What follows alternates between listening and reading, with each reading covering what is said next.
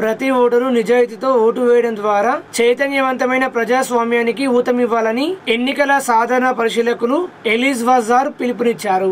రాబోయే లోక్సభ ఎన్నికల్లో ఓటింగ్ శాతం పెంపు దిశగా ఓటర్లకు అవగాహన కల్పించేందుకు కేంద్ర సమాచార ప్రసార మంత్రిత్వ శాఖకు చెందిన సెంట్రల్ బ్యూరో ఆఫ్ కమ్యూనికేషన్ ఆధ్వర్యంలో నిజామాబాద్ టీఎస్ఆర్టీసీ బస్ స్టేషన్ ప్రాంగణంలో ఏర్పాటు చేసిన 3 రోజుల ఛాయాచిత్ర ప్రదర్శనను ఎన్నికల సాధన పరిశీలకులు ఎలీజ్ వజార్, అదనపు కలెక్టర్ ఎస్ కిరణ్ కుమార్లు రిబ్బన్ కట్ చేసి సోమవారం ప్రారంభించారు. అనంతరం వారు మాట్లాడుతూ సెంట్రల్ బ్యూరో ఆఫ్ కమ్యూనికేషన్ ఆధ్వర్యంలో ఓటర్ చైతన్యం ఛాయాచిత్ర ప్రదర్శన ఏర్పాటు చేయడం అభినందించదగ్గ విషయమన్నారు. సమాజంలోని విద్యావంతులు ప్రజలు ఓటు విలువ తెలుసుకుని ప్రజాస్వామ్య పద్ధతిలో నిజాయితీగా ఓటు వేయాలని సూచించారు. యువత ఓటు వినియోగించడంలో నిజాయితీని ప్రదర్శించాలని సూచించారు. అదనపు కలెక్టర్ మాట్లాడుతూ ఈ ఛాయాచిత్ర ప్రదర్శన మే 1వ తేదీ వరకు కొనసాగుతుందని తెలిపారు. ఈ ప్రదర్శనలో 1951 నుంచి ప్రారంభమైన భారత ఎన్నికల చరిత్ర, మొబైల్ యాప్లు, ఎలక్ట్రానిక్ ఓటింగ్ యంత్రాల వరకు అన్ని అంశాలను ప్రదర్శనలో వివరించారు. ఈ కార్యక్రమంలో CBC field publicity officer Dharmanayak, TSRTC RM K Janireddy, sweep జిల్లా నోడల్ ఆఫీసర్ సురేష్ కుమార్ తదితరులు పాల్గొన్నారు.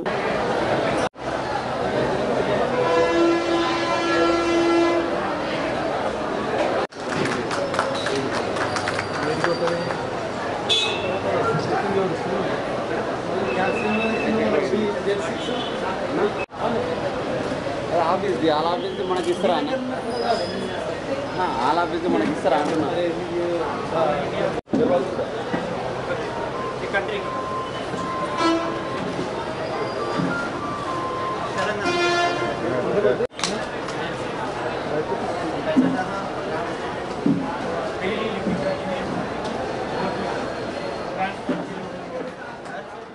నిజామాబాద్ పార్లమెంట్ ఎన్నికలకు సంబంధించిన నామినేషన్ ఉపసంహరణ నేటితో ముగిసిందని జిల్లా ఎన్నికల అధికారి కలెక్టర్ రాజీవ్ గాంధీ హనుమంతు తెలిపారు. నిజామాబాద్ లోక్సభ నియోజకవర్గం స్థానం నుండి నామినేషన్లను దాఖలు చేసిన వారిలో 3 అభ్యర్థులు నామినేషన్లను ఉపసంహరించుకున్నారని రిటర్నింగ్ అధికారి కలెక్టర్ రాజీవ్ గాంధీ హనుమంతు తెలిపారు. మొత్తం 42 మంది అభ్యర్థులు నామినేషన్ వేయగా స్క్రూటినీ సందర్భంగా 10 నామినేషన్లు తిరస్కరణకు గురయ్యాయని గుర్తు చేశారు. మిగతా 32 మంది అభ్యర్థులలో 3 తమ నామినేషన్లను ఉపసంహరించుకోగా ఎన్నికల బరిలో 29 మంది అభ్యర్థులు మిగిలారని అన్నారు. ఎన్నికల సాధన పరిశీలకులు ఎలీజ్ వజార్ సమక్షంలో ఈసీ మార్గదర్శకాలను అనుసరిస్తూ అభ్యర్థుల పేర్లను బట్టి అధికార తెలుగు భాష వర్ణమాల ప్రకారంగా క్రమ సంఖ్య గుర్తులు కేటాయించారు. కట్టుదిట్టమైన ఏర్పాట్ల నడుమ కొనసాగిన నామినేషన్ ఉపసంహరణ గుర్తుల కేటాయింపు ప్రక్రియలో అదనపు కలెక్టర్ అంకిత్, ఆర్డీఓ రాజాగౌడ్ తదితరులున్నారు.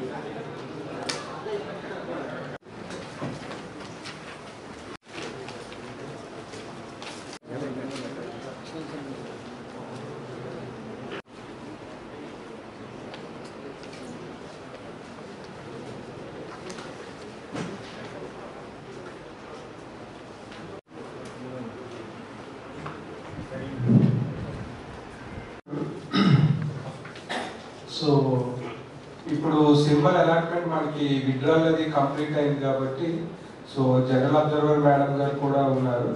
సో మనకి సింబల్ అలాట్మెంట్ ప్రాసెస్ అనేది కంప్లీట్ చేయడం జరుగుతుంది. సో మెయిన్ బేసిక్ ఏమంటే ఫస్ట్ సింబల్ అలాట్మెంట్ కన్నా ముందు ఈ అభ్యర్థుల్ని ఒక ఆర్డర్లో అరేంజ్ చేసుకోవడం ఉంటుంది. సో ఈ ఆర్డర్ ఎలా ఉంటుంది అంటే first recognised, then registered, unrecognised, తర్వాత ఇండిపెండెన్స్ ఉంటుంది.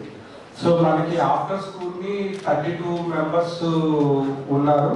సో ఈ రోజు 3 క్యాండిడేట్స్ విత్డ్రా చేసుకున్నారు. సో ముత్యం రఘు, పోతు నవీన్ అండ్ పోతు నాగార్జున. సో 3 క్యాండిడేట్స్ విత్డ్రా చేసుకున్న తర్వాత సో ఇప్పుడు total number of candidates 29 candidates ఉన్నారు. మంచం ముఖ్య నందు విద్యార్థుల రాజకీయ party bat Mogili Raj Kumar, India Prajabandhu party trumpet బాకా, Yugandhar Gatla chapati roller, alliance of democratic reforms party chapati roller. Arya Rajender independent ear rings చెవి రింగులు. Kothakonda Shakti Prasad independent crane. Kotagiri Srinivas independent air conditioner.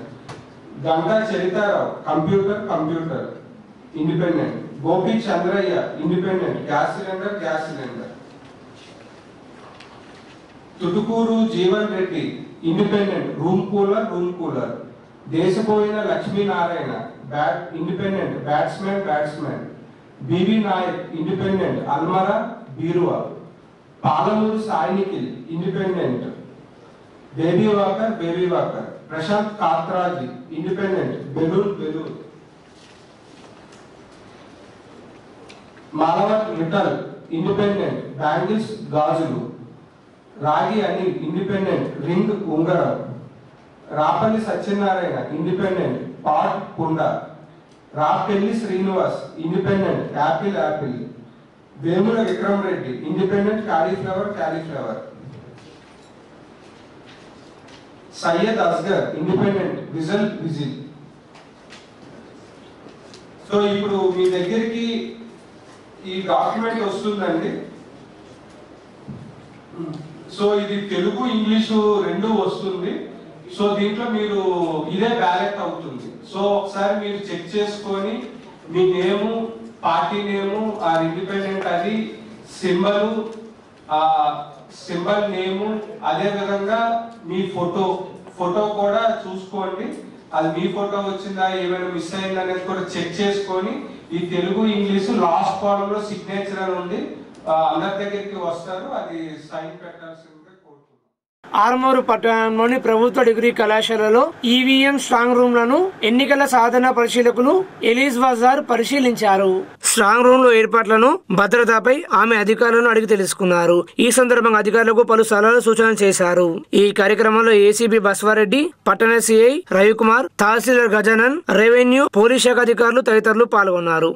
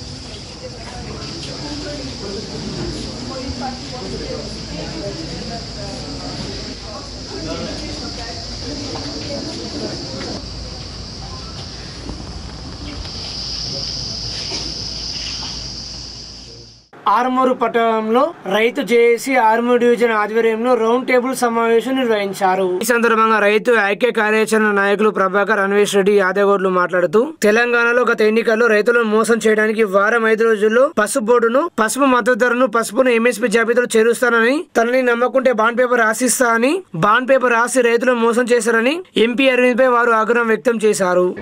బోధనలో కూడా పెట్టచ్చు. మనం బోధాలు, రూరాలు, నిజామాబాద్ అర్బన్ వదిలేస్తే అన్ని నియోజకవర్గాలలో పెద్ద గ్రామాలు ఎక్కడైతే ఉన్నాయో ఆ గ్రామాలలో చుట్టుపక్కల ఒక రైతులను, కంప్లీట్ రైతులను ఒక 5 నుంచి 1000 మంది రైతులను మొబైలైజ్ చేసుకోగలిగి ఒక రైతు సదస్సులాగా పెడితే ఇది చాలా ప్రచారంలోకి వెళ్ళిపోతుంది. మనం అనుకున్న ఫలితం సాధిస్తామనేటువంటి నా అభిప్రాయం. ఇది మీకు అందరికి ఏకీభవిస్తే ఒకసారి ఓకే చెప్పండి, లేకుంటే ఇలా మార్పులు అంతా కలిగినట్టు చెప్పండి. ఏ పని చేసినా రైతాంగం కోసం పనిచేయాలి తప్ప రైతుల బలహీనతల్ని ఆసరా చేసుకొని రైతాంగాన్ని చీల్చి ఉద్యమాలను నీరుగాస్తే ఖచ్చితంగా మీకు బుద్ధి చెప్పక తప్పాలనేటువంటి అంశాన్ని మేము హెచ్చరిస్తున్నాం.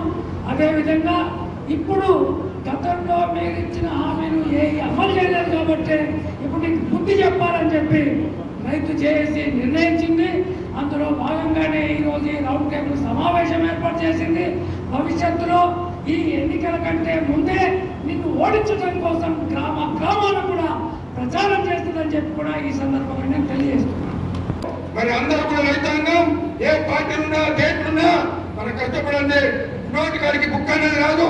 మనకు కావాల్సింది రేటు రావాలా, మనం బతకాలా, ప్రజలను కూడా బతికించాల్సినటువంటి పని ఉంది. కాబట్టి ఖచ్చితంగా అందరూ కూడా ఐక్యమై ఈ రైతు చైతన్య కమిటీ, రైతు కమిటీ ఏదైతే ముందటికి నడిపిస్తుందో మీరు దీంట్లో పాల్గొని మరి అడిగాడు చేసి ముందటికి నడవాలని చెప్పేసి ప్రతి వారికి అందరికి కూడా నేను నమస్కరిస్తూ ఈ అవకాశం ఇచ్చినందుకు నా యొక్క ధన్యవాదాలు. కమిటీ ఆధ్వర్యంలో రాజకీయ జెండాలకు అతీతంగా ఏకైక ఎజెండా గత 2019 పార్లమెంట్ ఎన్నికల్లో 100 రూపాయల స్టాంప్ పేపర్ మీద రాసిచ్చిన అరవింద్ ఏదైతే ఒక అంశం ఉందో ప్రధానమైంది 15,000 రూపాయల ధర చొప్పున ఎంఎస్పీ జాబితాలో చేర్పించి రైతులను కాపాడుతాను, నేను గెలిచిన 5 రోజులకని చెప్పాడు. పసుపోటు సాధిస్తా అని చెప్పాడు. ఈ 2 సాధించడంలో వైఫల్యం చెందాడు అరవింద్ అని చెప్పేసి అబద్ధాలు ఆడుతూ ఉన్నాడు. పసుపోటు బదులు స్పైస్ బోర్డు ఇంకా బాగుందంటున్నాడు. ఆ స్పైస్ బోర్డు కాదు, ఇప్పుడు మళ్ళా పసుపోటు బాగుందంటున్నాడు. అందుకని అబద్ధాల కోరు ఈ అరవింద్ను ఓడించాలని చెప్పేసి రైతు ఐక్య కార్యాచరణ కమిటీ జగిత్యాల, కొరుట్ల, అట్లాగే ఆర్మూర్, అట్లాగే రూరల్ నియోజకవర్గాల నుంచి వచ్చిన రైతాంగం ఏకగ్రీవంగా తీర్మానించింది. దీనికి సంబంధించి మొదట మండలాల్లో సదస్సులు నిర్వహించాలని, రెండవది ప్రతి గ్రామానికి ఒక ప్రచారక వాహనం ద్వారా ఈయన చేసిన మోసాన్ని కరపత్రాల ద్వారా ప్రచారం చేయాలని, రైతాంగం ఐక్యతను చాటుకోవాలని చెప్పేసి కూడా ఈ రౌండ్ టేబుల్ సమావేశం ఏకగ్రీవంగా తీర్మానం చేసింది. ఈ వెలుగులో ఈ ఐక్య ఉద్యమానికి మరొక్కసారి ప్రాణం పోయాలని, ఐక్య ఉద్యమాన్ని నిర్వహించి మన వ్యవసాయ రంగాన్ని కార్పొరేట్ శక్తులకు పాలు కాకుండా మనం కాపాడుకోవాలని చెప్పేసి రౌండ్ టేబుల్ సమావేశం తీర్మానించింది. ఈ ఉద్యమ కర్తవ్యాలని ముందు తీసుకుపోయేటప్పుడు ప్రతి రైతు జెండాలను వదిలిపెట్టండి, మీ పార్టీలను వదిలిపెట్టండి, రైతు క్షేమం కోసం ఈ ఉద్యమానికి అండదండలు అందించాలని చెప్పేసి కూడా మేము తీర్మానం చేసుకున్నాం. ఆరుమూరు పట్టణంలోని ప్రెస్ క్లబ్ భవనంలో ప్రవాస భారతీయుల హక్కులు మరియు సంక్షేమ వేదిక వ్యవస్థాపక అధ్యక్షులు కోటపాటి నరసింహనాయుడు మీడియా సమావేశం నిర్వహించి మాట్లాడారు. కోటపాటి నరసింహనాయుడు మాట్లాడుతూ గత ప్రభుత్వాలు గల్ఫ్ కార్మికులను ఏనాడు పట్టించుకోలేదని, చనిపోయిన కార్మికులను ప్రభుత్వాలు ఆదుకోలేదని, గల్ఫ్ కార్మికులు ఈ విషయాలని గమనించాలన్నారు. ప్రధాని మోడీ కృషి వల్లే గల్ఫ్ దేశంలో భారతీయులకు ప్రత్యేక గుర్తింపు వచ్చిందన్నారు. పార్లమెంట్ ఎన్నికల్లో ఎంపీ అరవింద్ కు మద్దతుగా నిలవాలని ఆయన గల్ఫ్ కార్మికులను కోరారు. ఈ సమావేశంలో గల్ఫ్ కార్మికుల సంఘాల నాయకులు తదితరులు ఉన్నారు. గల్ఫ్ కార్మికులను గాలికి వదిలేసి లక్షలాది మంది అక్కడ ఉద్యోగాలు లేక వాపసు చూడడం పట్టించుకోలేదు, ఒక రూపాయి నిధులు ఇవ్వలేదు. అనేక మంది చనిపోయినప్పటికీ కూడా ఏదో కేవలం ఒక 70-80 మందికి అప్పుడప్పుడు ₹1,00,000 చొప్పున ఇచ్చి అదే ఘనకార్యంగా చెప్పుకుంటూ ఒక ఎన్ఆర్ఐ పాలసీ పెట్టలేదు, గల్ఫ్ బోర్డు ఏర్పాటు చేయలేదు. మరి మేము అనేక ఉద్యమాలు చేసినాం. ఇక్కడి నుంచి హైదరాబాద్ దాకా పాదయాత్రలు చేసినాము, రుణ విముక్తి చేయమని కోరినాము. మరి ఎన్ని చేసినప్పటికీ కూడా ఆ రోజు స్పందించలేదు. ఇదే జీవన్ రెడ్డి గారు ఈరోజు మరి ఎంపీగా పోటీ చేస్తున్నటువంటి జీవన్ రెడ్డి గారు కూడా ఆ రోజు మంత్రిగా ఉన్నారు, ఎమ్మెల్యేగా ఉన్నారు, ఆ తర్వాత ఎమ్మెల్సీ అయ్యారు. మరి దాంట్లో ఎందుకు ఆ రోజు కాంగ్రెస్ పార్టీ పట్టించుకోలేదో మొట్టమొదటి జీవన్ రెడ్డి గారు సమాధానం చెప్పారు. ఈరోజు కేవలం ఎన్నికలు రాగానే గల్ఫ్ కార్మికులు గుర్తుకొస్తారు, ముఖ్యమంత్రితో హడావిడిగా మీటింగ్ పెట్టిస్తారు. నేను అడుగుతున్నా, మీకు నిజంగా కూడా చిత్తశుద్ధి ఉంటే కాంగ్రెస్ పార్టీ సరే గత 10 సంవత్సరాలు కేసీఆర్ నాయకత్వంలో టీఆర్ఎస్ పార్టీ కూడా గల్ఫ్ కార్మికులకు అన్యాయం చేసింది. దాంట్లో నేను కూడా భాగస్వామిని అయ్యి పోరాటం చేసినా వినలేదు. వాళ్ళకి మద్దతు ఇస్తూ కనీసం లాబింగ్ ద్వారా సాధించాలని కేసీఆర్ ఇవ్వడం కూడా ఆయన చేయలేదు. ఎందుకో కేసీఆర్ గారికి ఆ అంశమే ఇష్టం లేని మరి పద్ధతిలో వ్యవహరించారు. దానికోసం నిరసనగా నేను రాజీనామా కూడా చేసి బయటకు వచ్చాను. నేను జీవన్ రెడ్డి గారిని అడుగుతున్నా, మీకు కాంగ్రెస్ పార్టీకి నిజంగా చిత్తశుద్ధి ఉంటే మీరు మొన్నటి అసెంబ్లీ ఎన్నికల్లో ముందు మరి మీరు గల్ఫ్ కార్మికుల కోసము మీ మేనిఫెస్టోలో ఈ అంశాన్ని చేర్చిర్రా? మీరు మొన్న ఒక బడ్జెట్ కూడా వచ్చింది ఆల్రెడీ.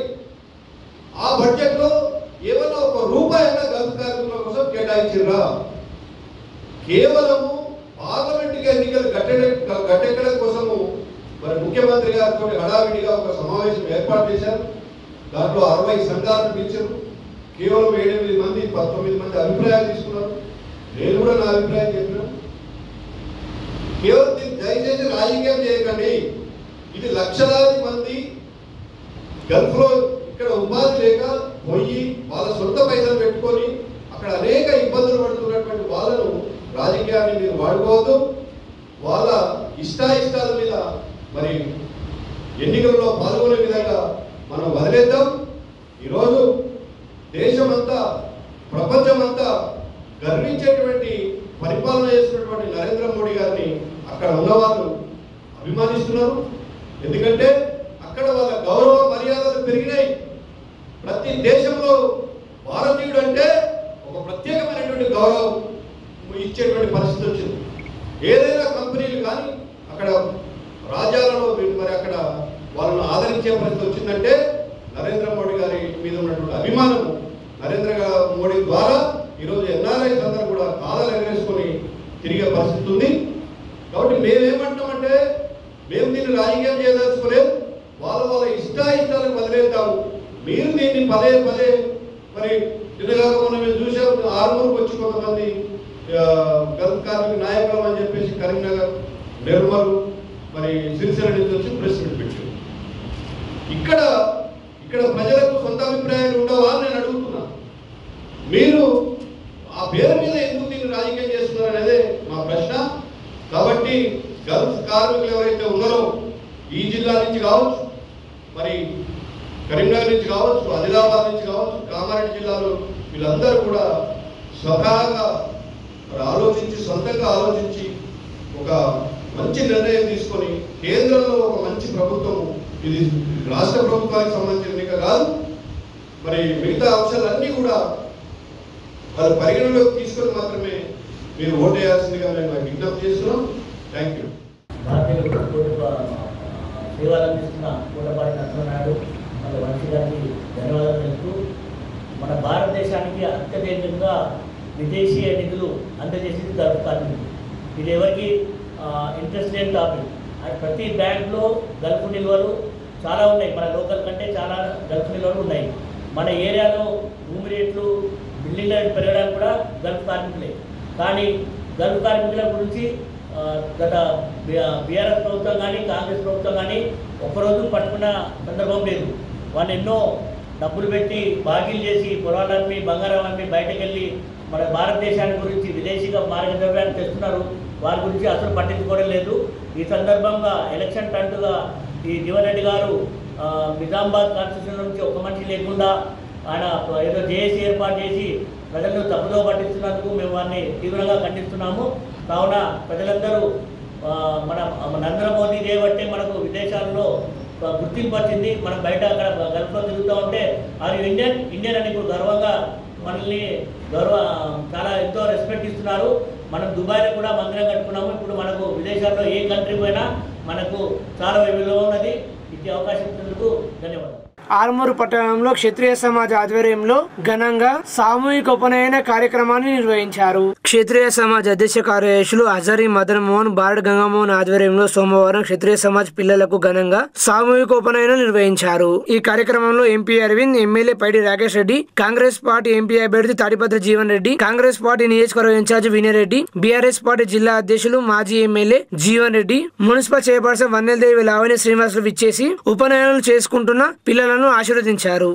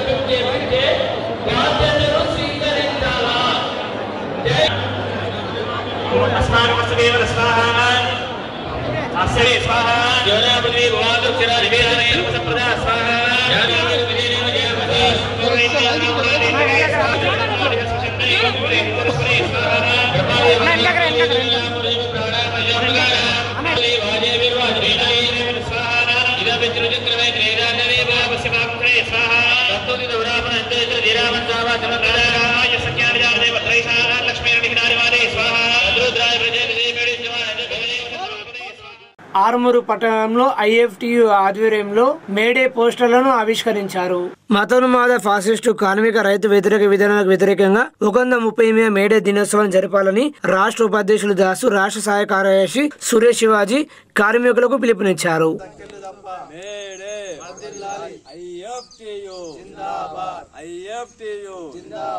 కాబట్టి వీళ్ళందరూ కూడా కేవలం అధికారం కోసం ఈ హిందూ మతం ముసుగులో మాత్రమే హిందువులకు, ముస్లింలకు, క్రైస్తవులకు, దేశంలో ఉన్నటువంటి అన్ని రకాల ప్రజలకు మోసం చేస్తా ఉన్నారు, ద్రోహం చేస్తా ఉన్నారు.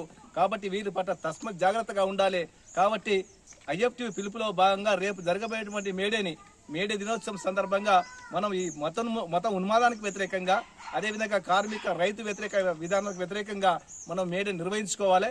ఎందుకంటే ఇప్పటికే భారతదేశంలో దాదాపు 23 కోట్ల మంది కటిక పేదరికంలో ఉన్నారని చెప్పి ఆక్స్ఫామ్ నివేదిక మొన్న 2023లో ప్రకటించింది. అట్లాగే ఆకలిలో కానీ, దరిద్రంలో కానీ, పేదరికంలో కానీ అన్ని రంగాల్లో మనం చాలా వెనుకబడి ఉన్నాం.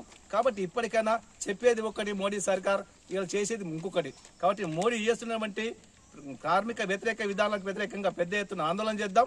ఈ మేడే స్ఫూర్తితోని, మేడే అమరవీరుల స్ఫూర్తితోని మరింత ఉద్యమాలు తీవ్రం చేద్దామని చెప్పి ఈ సందర్భంగా కార్మిక లోకానికి పిలుపునిస్తా ఉన్నాం. మేడేని ఘనంగా జరపాలని చెప్పి కోరుతా ఉన్నాం. కార్మికులు పోరాటాలు చేసి సాధించుకున్నటువంటి 44 చట్టాలను 4 కోళ్లుగా విభజించి ఇవాళ విదేశీ పెట్టుబడిదారులకు, ఆదాని అంబానీలకు లాభం చేయడం కోసమే ఉన్న చట్టాన్ని తొలగిస్తున్నాడు. నిత్యావసర వస్తువులు పెరుగుతున్నాయి. కార్మికులకు PF కానీ, ESI కానీ, పని గ్యారంటీ కానీ అట్లాంటి భద్రత అంటూ ఏం లేదు. నరేంద్ర మోడీ ఈ దేశానికి అభివృద్ధి చేసింది లేదు, పరిశ్రమలు ఫ్యాక్టరీలు పెట్టి పని ఇచ్చింది లేదు. కాబట్టి మేడే స్ఫూర్తితో ఈ భారతదేశంలో ఉన్నటువంటి కార్మిక వర్గం తమ హక్కుల కోసం, హక్కుల సాధన కోసం నిరంతరం పోరాటాలు చేస్తూనే ఉన్నారు. ఆ పోరాటాలు చేయాల్సినటువంటి అవసరం ఉంది. పాపిస్టు విధానాల్ని అనుసరిస్తున్న నరేంద్ర మోడీ ప్రభుత్వాన్ని చిత్తుగా ఓడించాల్సిందిగా అవసరం ఉందని తెలియజేస్తూ May 1 నాడు జరిగే మేడే కార్యక్రమంలో కార్మికులు పెద్ద ఎత్తున పాల్గొని మేడే కార్యక్రమాన్ని విజయవంతం చేయాల్సిందిగా కార్మికులకు పిలుపునిస్తున్నాం, కోరుతున్నాం. ఆర్మూరు మండలం అంకాపు గ్రామంలో కాంగ్రెస్ పార్టీ ఆధ్వర్యంలో చాయ్ పే చర్చ కార్యక్రమాన్ని నిర్వహించారు. ఈ కార్యక్రమానికి ముఖ్య అతిథులుగా ఎంపీ అభ్యర్థి జీవన్ రెడ్డి, బోధన్ ఎమ్మెల్యే సుదర్శన్ రెడ్డి, కాంగ్రెస్ పార్టీ ఆర్మూరు నియోజకవర్గ ఇన్ఛార్జి వినయరెడ్డిలు పాల్గొన్నారు. సాగునీటి ప్రాజెక్టులకు ప్రత్యామ్నాయంగా కరెంటుపై రైతులు ఆధారపడతారని, రైతులపై భారం పడకుండా ఉండేందుకు ఉచిత కరెంటు కాంగ్రెస్ ఇస్తుందన్నారు. బీజేపీ అధికారంలోకి వచ్చాక కాంప్లెక్స్ ఎరువుల ధరలు రెట్టింపు అయ్యాయని అన్నారు. ఆగస్టు 15లో రైతులకు రుణమాఫీ చేస్తామని తెలిపారు. ఏదైతుందో ఆర్మూర్ ఏదైతే వ్యవసాయ రంగం, ఇదంతా వ్యవసాయ రంగం, రైతు క్షేత్రం కాబట్టి గ్రామాందే ఉంది. ఒకే దగ్గర పెద్ద 1 ఎకరం 2 ఎకరాలు మేము ఇస్తాం. మీరు అక్కడ కార్గో చేస్తే మన ఉత్పత్తులన్నీ ఎక్స్పోర్ట్ చేసే అవకాశం వస్తుంది. ఏ మేరకు వస్తుందో తెలియదు కానీ కార్గో చేయండి. జక్రాన్ బ్రేక్ ట్రైపోర్ట్ చేయండి. జక్రాన్ బ్రేక్ ఈ ఎన్నికల్లో సరే నేను కాంగ్రెస్ పార్టీ అభ్యర్థి పోటీలో ఉన్నా. మిత్రులు అరవింద్ గారు భారతీయ జనతా పార్టీ, బాజిరెడ్డి గోవర్ధన్ గారు బీఆర్ఎస్. ఏ అభ్యర్థి కానీ రాజకీయ పార్టీ ఆలోచన విధానాన్ని పరిగణలోకి తీసుకోవాలి. నేను ఒకటే పేర్కొన్నా, ఇలా మొత్తం దేశంలో రైతాంగానికి వ్యవసాయ రంగాన్ని ఉచిత విద్యుత్తు అమలు చేస్తుంది ఏకైక రాష్ట్రం తెలంగాణ రాష్ట్రం.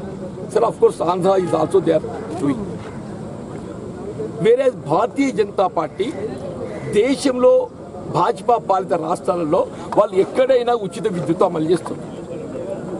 వీళ్ళ ప్రాజెక్టుల ద్వారా సాగునీటి కల్పనకు ప్రత్యామ్నాయంగా విద్యుత్పై ఆధారపడుతున్న రైతు. అటువంటి రైతుకు విద్యుత్ భారం కాకూడదని ఉచిత విద్యుత్ అమలు చేస్తున్న ఈ రాష్ట్రం తెలంగాణ రాష్ట్రం కాంగ్రెస్ పార్టీ. అదే వ్యవసాయ పెట్టుబడులు ఏదైతుందో పెరిగిపోయినాయి. కిసాన్కి ఆమ్దాని 2 గుణా కరుంగా అన్నాడే. ఇలా కిసాన్కి ఆమ్దాని 2 గుణా కరుంగా పక్కన పెట్టగానే పెట్టుబడి పెరిగిపోయింది.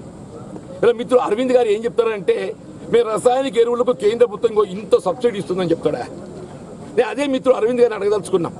2014లో రసాయనిక ఎరువుల ధరలు ఏముండే, ఇవాళ ఏముంది. కాంప్లెక్స్ 2014లో ఏముండే, ఇవాళ ఏముంది. డిఏపి ఆనాడేముండి, ఇవాళ ఏముంది. పొటాష్ ఆనాడేముండి, ఇవాళ ఏముంది. సూపర్ ఆనాడేముండి, ఇవాళ ఏముంది. రెట్టింపై ఏ పోలిక అనేది ఏదైతుందో ధరల పెరుగుదలను పరిగణలోకి తీసుకోవాలి. ఇలా రసాయనిక ఎరువులకు కేంద్ర ప్రభుత్వం రాయితీ కల్పించడం సాధారణం, సహజం.